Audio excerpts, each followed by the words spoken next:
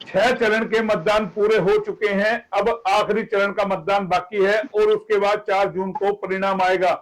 लेकिन यहां पर सवाल ये उठते हैं, जिस तरीके से चुनाव प्रचार हुआ और इन चुनाव में मोदी जी की जो शैली सामने आई, उसको लेकर के बड़ा सवाल खड़ा हो गया है। देश भर में इसको लेकर के चर्चा हो गया है, आखिर मोदी जी को हो क्या गया है। पहले कांग्रेस के मैनिफेस्टो पे मंगलसूत्र और फिर भैंस और तमाम चीजों पे जिस तरीके से राम मंदिर को तोड़ने की बात आई, अब वो लेकर के मुजरे पर आ गए। उसी पे बात करने के लिए हमारे साथ है केशव चौधरी, जो पंचनद के जिला अध्यक्ष है, और विनय यादव जी है। बात उसी पे करेंगे। केशव जी, क्या हो जी गया मोहनलाल जी। प्रधानमंत्री जी को? कभी मैनिफेस्टो के अंदर मुस्लिम लीग की है, कभी राम मंदिर को तोड़ देंगे, कभी जो आपके घर को ले जाएंगे, कभी तमाम चीजें, आपकी भैंस ले जाएंगे, आपका मंगलसूत्र ले जाएंगे, कभी राम मंदिर को तोड़ देंगे, और अब मुजरे तक आ गए। आप सोचिए कैसी भाषा यूज हो रही है ये। कभी ऐसी भाषा सुनी है पीएम के मुंह से आपने?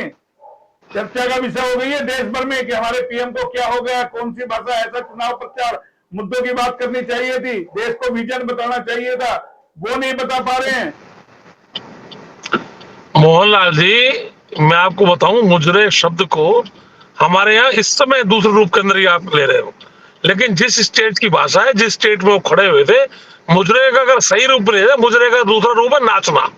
लेकिन वो क्या है कि आजकल के जो लोग हैं, पिछले जमाने में, या पिछले जमाने की ना कहे, मतलब पश्चिमी देशों के अंदर उसको मुजरे को नाचना कहा जाता है। अब आप मेरे को एक चीज बताइए, आपने देखा, आपने प्रधानमंत्री जी तो कह रहे हैं, अब पश्चिमी उत्तर प्रदेश में हमारे राहुल गांधी जी की भाषा भी कर रहे थे, खटाखट खटाखट खटाखट खटाखट खटाखट।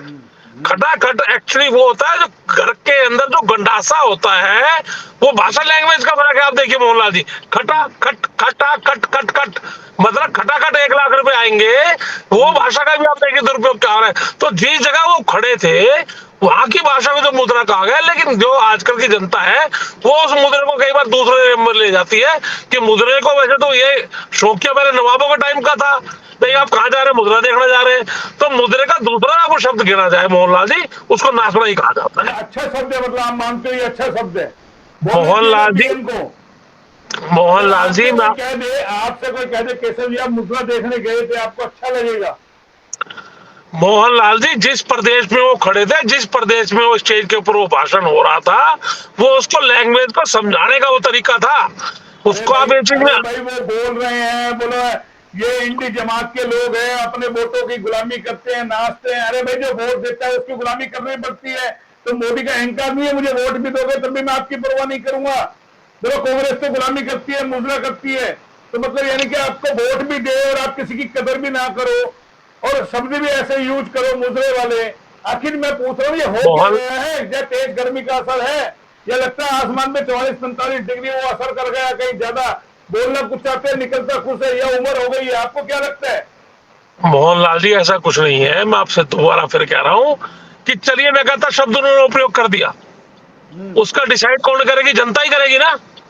मैं कहता हूँ अगर जनता को शब्द हुआ, अब शब्द लगा, अगर जनता को समय वो घर में बैठ के तो भाषण कर नहीं रहे थे, अगर जो भी बिहार स्टेट के अंदर वो भाषण जब कर रहे थे, तो जनता, अभी इलेक्शन बीच में है, इलेक्शन पेंडिंग है, जहां पर वोट अभी हो रहा है। सवाल कर रहे हैं, आप पीएम हैं, आप कहते हैं बोलो कौन डाउन शुरू हो गया, हवाई जहाज रुकते ही जेल में चले जाएंगे। अरे भाई आप राष्ट्रीय स्तर के नेता हैं, आपको नेशनल लेवल की बात करनी चाहिए। क्यों नहीं राष्ट्रीय एजेंडा सेट कर पाए हर बार की तरह? इस बार मोहन कांग्रेस के पिच पे खेलना पड़ रहा है, उसी इंडी जमात की पिच पे खेलना पड़ रहा है जिसको वो इंडी जमात कहते हैं। एक इंडिया शब्द को कहां से मिटाओगे आप? मोहनलाल जी, मैं आपसे कह रहा हूँ, बिहार प्रदेश में जहां से वो भाषण दे रहे थे, वहां पर लालू यादव और तेजस्वी यादव, उनके परिवारों ने, आपको पता नहीं कि आपने क्या किया है?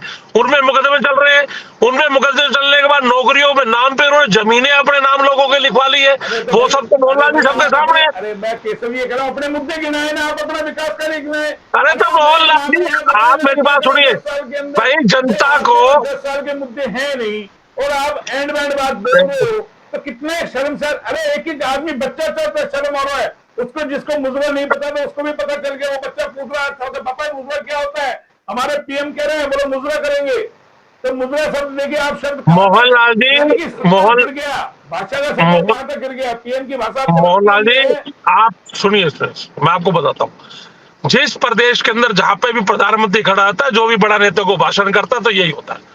आप देखिए, पिछले से पिछली बार जब इलेक्शन था तो विनय भाई इसी को बताएंगे, आदरणीय चौटाला जी ने कहा था कि मैं तो जेल से ही सरकार चलाऊंगा, अगर आप मेरे को बना दो तो जेल। यहाँ स्टेट के अंदर जब आए प्रधानमंत्री बोलने तो उन शब्दों ने यही कहा था कि एक चीफ मिनिस्टर जो आपके सामने कह रहे हैं, जिसको सजा हो चुकी है और कह रहे हैं मैं जेल से सरकार चलाऊंगा, तो जनता को बताना जरूरी है मोहनलाल जी। बाकी डिसाइड तो जनता ने कर रहे हैं ना, बाकी अब जनता में सब छोड़ दीजिए, जेल तो कोई कौन अपशब्द क्या नहीं है बोल। ना भाई, जेल कोई अपशब्द थोड़ा ना है। आप ये बताइए ना भाई, मंगलसूत्र बात करते हो, मंगलसूत्र पे भी नुकसान हुआ, नहीं लगता है मोदी जी के भाषण ही बड़ा डेंट कर रहे हैं भाई। 2014-2019 में जो ओरा खड़ा किया गया खुद ही ने ध्वस्त कर दिया। ये इतनी बौखलाहट कहीं ना कहीं है, या गर्मी का प्रकोप है, मैं वही तो पूछ रहा हूँ, आपने कभी ऐसी भाषा सुनी है क्या? अरे भाई किस भाषा का यूज कर रहे हो आप? मैं कहता हूँ मोहनलाल जी, आपको इस भाषा का आपको महसूस हुआ? आप पे एक बहुत बढ़िया पत्रकार है, आप 25 सालों से मैं आपको देख रहा हूँ, 25 से 30 साल से आप पत्रकारिता कर रहे हैं। मैं कहता हूँ ये सब चीजें, किसी को अपशब्द, किसी को बुरा लगा तो वो जनता को डिसाइड करना है ना। मेरी बात सुनिए, ये जनता डिसाइड करेगी ना। और 4 जून अब कौन सा दूर है मोहनलाल जी? मनमोहन की भाषा सुनी है, वो भी 10 साल प्रधानमंत्री रहे हैं। अरे मोहनलाल जी, या फिर अरे जब जब आप भी कांग्रेस की पैरवी करते थे, मैं इसीलिए पूछ रहा हूँ। अरे मोहनलाल जी, मनमोहन जी को तो स्टेज पे बोलने के लिए लिमिट चीज बता के दी जाती थी, जो कांग्रेस के प्रवक्ता सेट करके देते थे। 10 जनपद से, सुनिए बोला नहीं, सुनिए, 10 जनपद से जो उनको लिख के बताया जाता था, मनमोहन सिंह उसके अलावा और कुछ नहीं बोलते थे। जब भी तो आप देख लीजिए कांग्रेस की हद से, आप देख लीजिए कहा है कांग्रेस। मानते हैं आप एजुकेशन में फर्क है? मनमोहन के पास अच्छी एजुकेशन थे, लिमिट से बोलते थे, शालीनता से बोलते थे। और अब जो पीएम है उनके पास कोई लिमिट नहीं है, जो मन में है वो बोलो। यानी कि आप पीएम हो तो कुछ भी बोलोगे। एक पीएम की मर्यादा होती होगी ना, कुछ तो मर्यादा होती होगी, मोहनलाल जी, होती होगी। मैं कह रहा हूँ मनमोहन जी जो बोलते थे, उस समय देश की स्थिति क्या थी, उस समय पूरे वर्ल्ड के अंदर हमारे देश को कहा गिना जाता था। और अब जो हमारे ये प्रधानमंत्री जी बोलते हैं तो पूरा वर्ल्ड इनको सुन रहा है। आपने अपने टीवी चैनल के ऊपर देखा है, एक राष्ट्रपति को उनका वेलकम कर रहा है, एक उनके चरण छू रहा है, तो क्या है ये? कोई जबरदस्ती नहीं है मोहनलाल जी, ये सब प्यार की चीजें हैं। ये वर्ल्ड के अंदर अपनी एक शक्ति बनाना, ये भी तो नरेंद्र मोदी जी ने किया मोहनलाल जी। 80 करोड़ लोगों को 5 किलो मुफ्त गेहूं देके आप अपनी वैल्यू बढ़ा रहे हो। घर में नहीं दाने, अम्मा चली बुनाने। अरे मोहनलाल जी, मैं कहता हूँ आपके पास देने को है नहीं है, आपके पास घर में खाने को दाने नहीं है, और बाहर जाके गुणगान गा रहे, बोले मेरी वैल्यू है। घरवाली तो आकर के आपको लठों से पीट रही है, मोहनलाल के दाने ला, भले बोलो तू है नहीं तू। मोहनलाल जी, ये डिसाइड कौन करेगा? जनता डिसाइड करेगी ना। अरे जनता को आप गलत चीजें परोसोगे, क्या असर जाएगा देश के अंदर में? यही तो। अरे तो मोहनलाल जी, अब आप इनको देख लीजिए ना, ये क्या करेंगे? महिलाओं को ₹1,00,000 देंगे साल के अंदर। ये कौन सी पॉलिसी खेलने जा रही है? कांग्रेस क्या करने जा रही है? कांग्रेस क्या करने जा रही है मोहनलाल जी? आप 15 लाख की बात करो तो सही है, अब वो लाख दे रहे तो आपको तकलीफ हो रही है, आप हिसाब लगा। तो मोहनलाल जी, गेहूं बांटना कौन सा अपराध है क्या? तो उससे आपको पूरे जिंदगी कट गई। 80 करोड़ जनता का अगर गेहूं बांट रहे हैं तो भारत सरकार की पॉलिसी है, और उसको जनता उसको ले रही है, जनता उसको मान रही है। वही तो मैं कह रहा हूं, रोजगार की बात करो ना, ये कहो ना कि मैं रोजगार दूंगा। मैं कहता हूँ मोहनलाल जी, वो 4 जून को जनता डिसाइड कर देगी ना।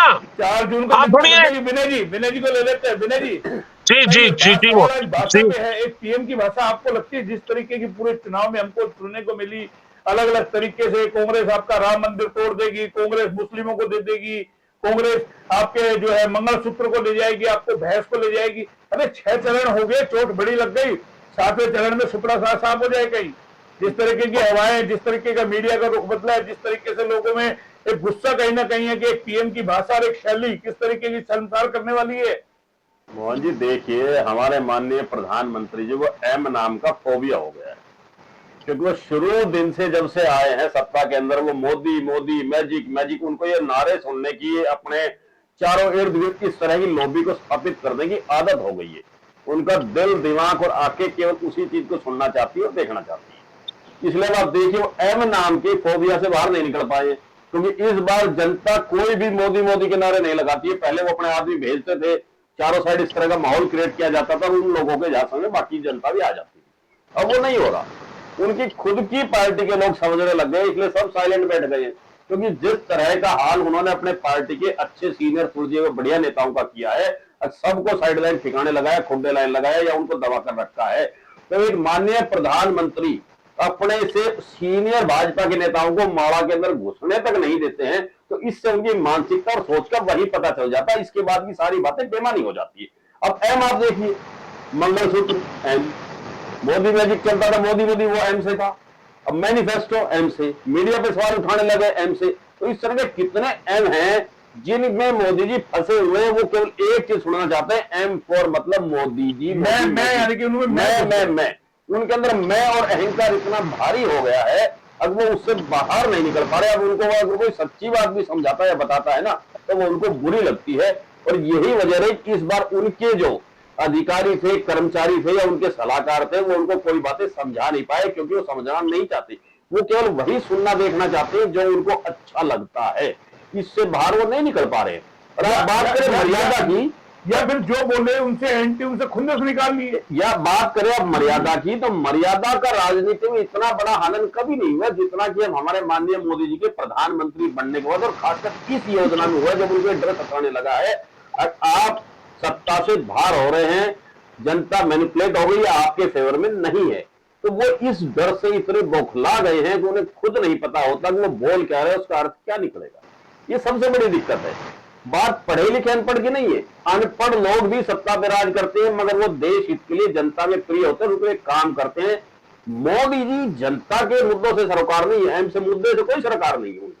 मैं फिर कहूंगा, अब एम पर मुद्दे से कोई सरोकार नहीं है उनको, केवल सरकार है मेरी सरकार कैसे आए। भाजपा को उन्होंने खत्म कर दिया, केवल मोदी भाजपा रह गई है इस देश के अंदर। अब उसके अंदर जितने भ्रष्टाचारी देश के थे वो सब उन्होंने मिला लिए। वो एक नई राजनीतिक संरचना की घटना कर रहे हैं, रचना कर रहे हैं। बस उसके अंदर केवल सारे देश के भ्रष्टाचारी वो रहे जो केवल उनके दबाव में रहे, उनकी जय जयकार करें। अच्छे लोग जो थे भाजपा के नेता सारे दरकिनार कर गए, आपने देखा होगा। इस चुनाव में आरएसएस साइलेंट है, भाजपा के जो पुराने केंद्र के नेता है वो सब साइलेंट है। तो ये जो दिक्कत आ रही है ना मोदी जी को, अब वो समझ नहीं पा रहे क्या बोले, कहना कुछ चाहते हैं, निकलता कुछ है। जो भी उन्होंने इस बार भाषण दिया किसी भी मुद्दे पर, वो सारे दाव उनके उल्टे पड़े। नहीं, मेरा सवाल ये, क्या कोई राष्ट्रीय मुद्दा बना पाए किसी भी, बोला खूब तमाम मुद्दा कैसे बनाएंगे ना। पिछले 10 साल में जितने भी मुद्दे बनाए, एक तो पूरा नहीं किया। वन रैंक वन पेंशन का मुद्दा था, फेल हो गया। हमारे सबसे पहले रेवाड़ी में वो रैली करके गए थे 2014 के अंदर, कह के गए थे यहाँ पर, वो उनका मुद्दा फेल हो गया, उस पर कोई बात नहीं। दूसरा आप बात करें बेरोजगारी की, जो रोजगार उन्होंने देने से जो मैनिफेस्टो में वादे किया था उस पर कोई चर्चा नहीं है। महंगाई पे, जिसके ऊपर ये महंगाई के ऊपर सिलेंडर लेके सड़कों में दौड़ते थे, बैलगाड़ियों के अंदर रथ यात्रा निकालते थे, पेट्रोल महंगा होते ही वो मुद्दा खत्म हो गया, उसको क्या बोले। तो मुद्दा तो उनके पास बचा ही नहीं, तो सारे मुद्दों पे खुद फेल हो चुके। जो मुद्दों के खिलाफ जनता ने इनको मैंडेट दिया था, भारतीय जनता पार्टी को, कांग्रेस के खिलाफ, वो मुद्दे अब उनके गले की फांस बन गए भारतीय जनता पार्टी के। अब मैंडेट इनके खिलाफ जा रहा है। और मैं ये नहीं कह रहा आने वाले समय में कांग्रेस की राह कठिन होगी। अगर इंडिया गठबंधन का कोई भी दल अगर से कोई भी प्रधानमंत्री बनता है, उनके लिए भी आने वाला समय बहुत कठिन होगा, क्योंकि जिस तरह का उन्होंने अपना मैनिफेस्टो जारी किया, जो वादे उन्होंने जनता से किए, जनता मोदी जी से पहले उनसे सवाल पूछना शुरू करेगी। अगर हम आपको फिर बदल के लाए, दोबारा सत्ता में ला रहे हैं, तो आप अब क्या कर रहे हो, ये उनके लिए भी कांटों का ताज रहेगा। तो ये सबसे दिक्कत आ रही है। एम फॉर मैनिफेस्टो जो है वो मोदी जी के खिलाफ जा रहा है, मैंडेट जो खिलाफ जा रहा है। इस बार मैंडेट खिलाफ जाने की वजह से मोदी जी उस एम से बाहर नहीं निकल पा रहे। आपको लगता है ये मैं की वजह से और जो उम्मीदवार है, चाहे हमारे गुरुग्राम लोकसभा क्षेत्र से उम्मीदवार है भाजपा के राविंदर जी, उनको भी असहज नजर आया होगा जब ये सवाल किया, 400 पार का नारा, मंगलसूत्र पे बात की, भैंस पे बात की, मकान ले जाएंगे, वो भी असहज कहीं ना कहीं नजर आए। तो क्या लगता है तमाम उम्मीदवारों के लिए भी एक मुसीबत खड़ी करी मोहन जी? हर स्टेट के मुद्दे, एक जातीय समीकरण अलग अलग होते हैं हर स्टेट। मोदी जी एक ही लाठी से हर एक लोकसभा को हाँकना चाहते थे, वो फर्क है, इसलिए दिक्कत हुई। अब आप उन्होंने इतना बढ़िया काम किया, धारा 370 हटाई कश्मीर से, और देखिए उनकी पार्टी चुनाव नहीं लड़ रही। मतलब चुनाव लड़ रहे भाग गए। अगर वहां इतना ही बढ़िया प्रशासन सुशासन चल रहा है ना, वहां विधानसभा के चुनाव प्राप्त कराए।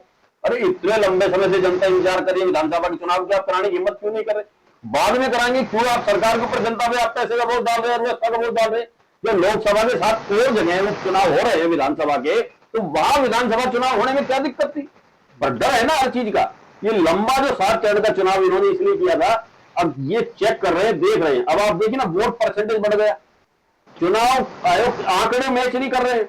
तो ये अब डर जो उनको सता रहा है ना, डर सत्ता जाने का नहीं सता रहा, डर सता रहा है उन्होंने जितना भी अपने सहयोगी दलों के साथ, खुद के पार्टी के नेताओं के साथ, जिन जिनसे उनको डर लगता था कि ये आपको आगे आपसे आगे निकल सकते हैं, आपको पीछे छोड़ सकते हैं, या जो विपक्षी दल के जो भी नेता हैं जिनसे इनको डर लगता है, वो सबके साथ इन्होंने पूरा अन्याय और अत्याचार किया है।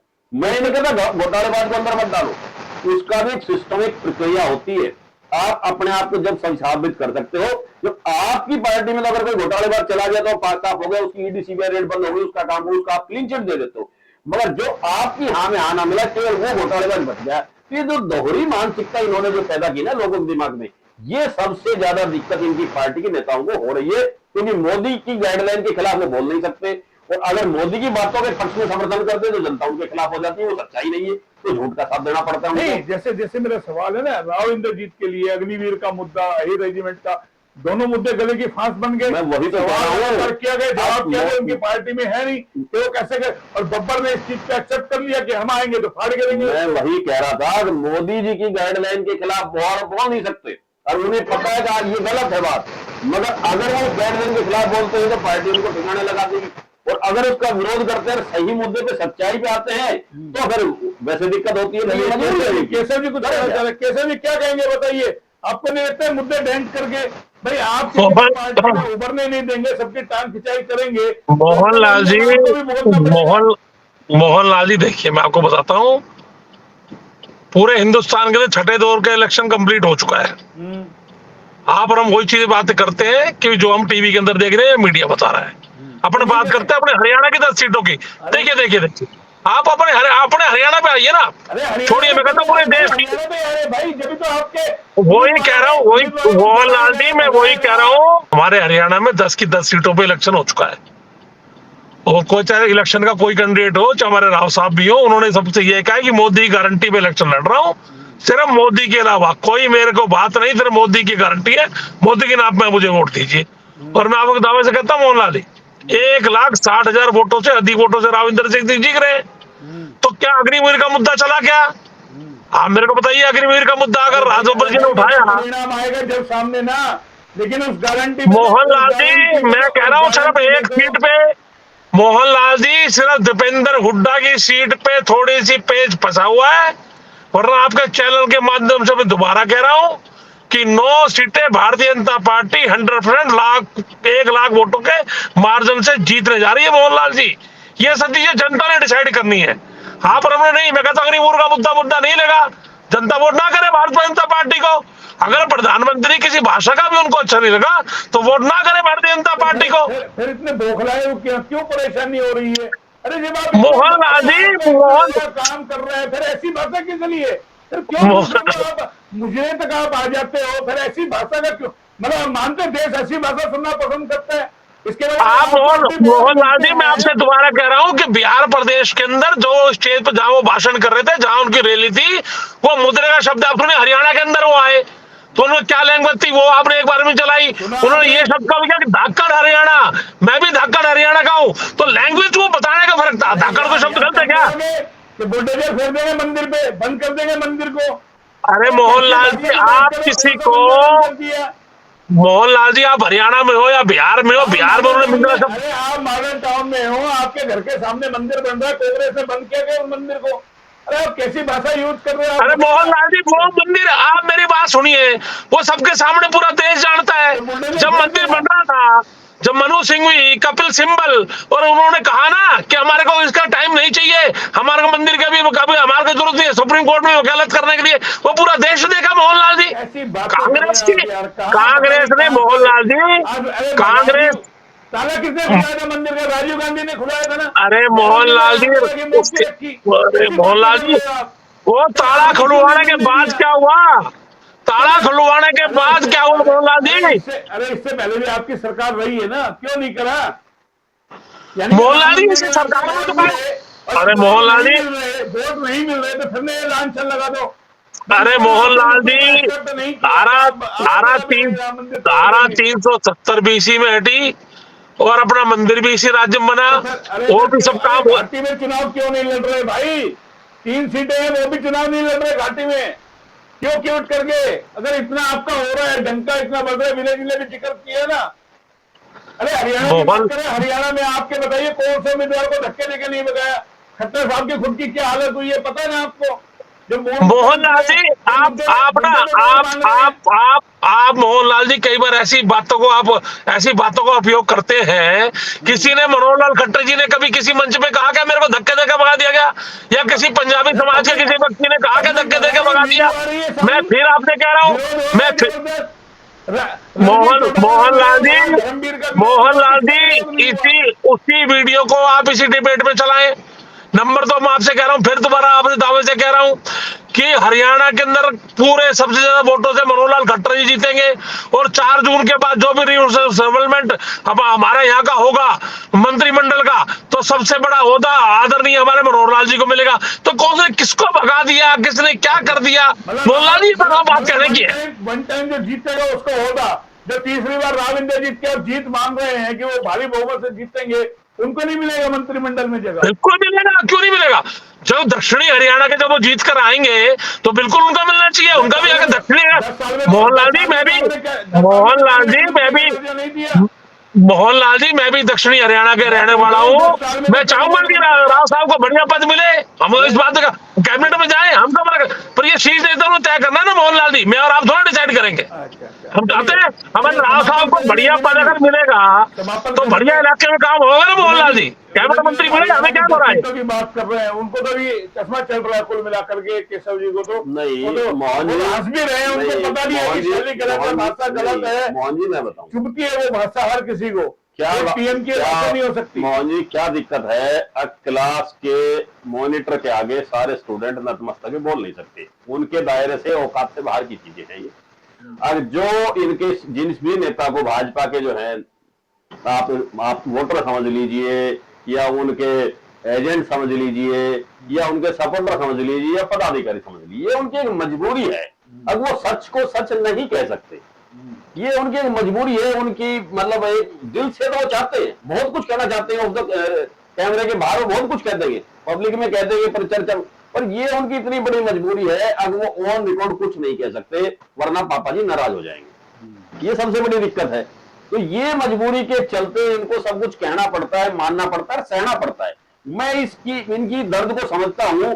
अब कांग्रेस के शासनकाल में जितने भी स्कूल बने, कम्युनिटी सेंटर बने, देखिए कितनी बड़ी विडंबना, कितने पत्थर लौटे हुए भाजपा के वोटरों पर। अब वो उसी जगह वोट करने गए जो भाजपा ने नहीं बनाए थे संस्थान, और देखिए विडंबना, अब वोट भी उनको वहीं डालने जाना पड़ा। अब जो पिछली सरकारों ने बनाए, जो कम्युनिटी सेंटर थे या स्कूल से या आंगनबाड़ी केंद्र से जो भी थे, वो सारे पिछली सरकारों के बनाए हुए, और इनको दिल पे पत्थर रखे हुए उन्हीं जगह वोट डालना पड़ा, और बुराई उन्हीं सरकारों की करनी पड़ी। तो मजबूरी है, ये इनकी एक मजबूरी है। आप इनके दर्द को यहाँ नहीं समझ सकते, नहीं खुद यहाँ नहीं कर सकते, ये बहुत बड़ी दिक्कत है। लेकिन वो हरियाणा की बात कर रहे थे, अरे सोशल मीडिया पर हर एक नेता के वो है, ब्राह्मण समाज की स्टेज से हमारे माननीय पूर्व मुख्यमंत्री खट्टर साहब को बोलने नहीं दिया गया, उनके खिलाफ वहां बोल दिया, हटा दिया गया उनसे। अब कोई के थप्पड़ मारना या उनको लात घूसे मारना ही अब वो नहीं है। अब नहीं ऐसा नहीं। आप इतने बड़े ओहदे वाले आदमी को अगर आप माइक बोलने मना कर देते हो, उनको आप उनका विरोध कर देते हो, तो ये भी एक शर्म की बात होती है अगर वो इज्जतदार आदमी है तो। मगर मोदी जी तो चिकने खड़े हैं, उनको इन चीजों से कोई फर्क नहीं पड़ रहा। वो क्या भाषा की मर्यादा प्रधानमंत्री की होती है, क्योंकि वो एक्चुअल में क्या थे, और वो ब्याह शादियों में नाचने वाले घोड़े के तौर पर थे। वो उदाहरण दे रहा हूं, मेरी भाषा बहुत गलत है, मैं समझ रहा हूं। मगर क्या है, आप जब सड़क पर प्रदर्शन करने वाले नेताओं को आप उस सीट पर बैठा देंगे तो उनके मन में वही चीजें रहती है, प्रदर्शन प्रदर्शन प्रदर्शन। वो आरोप लगाने की आदत उनकी आज तक नहीं की भारतीय जनता पार्टी वालों की, विपक्ष पर। जबकि 10 साल का रिपोर्ट कार्ड उनको पेश करना चाहिए था, और हमने 10 साल में क्या किया, पर उन मुद्दों पर वो फेल है। तो आदत उनकी वही चली आ रही है, अब भी विपक्ष पर ही आरोप लगाना है, पिछली सरकारों पर आरोप लगाना है, अपनी उपलब्धियां नहीं गिनानी। ये फिर राजनीति उसके सारे जिंदा है। तो अपनी पार्टी में गोरा खड़ा करना कि मेरे सिवा तुम दूसरों का नाम नहीं लोगे, और वही चीजें वो कहीं ना कहीं। एक चीज बताइए, राजनाथ जैसे, गडकरी जैसे नेताओं की हिम्मत नहीं है, अब वो उनकी एक आंख के इशारे से मावा भी बाहर निकल सकते हैं, वो बोल नहीं सकते। ये आप भारत के हमारे माननीय प्रधानमंत्री स्टेज पर खुद अपने ही एक कार्यकर्ता का हाथ पकड़ कर स्टेज से धक्का दे के नीचे उतार देते हैं। ये वीडियो भी पड़ी है, अगर केशव जी कहेंगे और कोई कहेंगे तो हम उनको भेज देंगे, कोई दिक्कत नहीं है। तो ये मर्यादा रह कहां गई? अरे आप जिस पद में बैठा दिए ना, एक्चुअल में उस वो पद के लायक नहीं थे।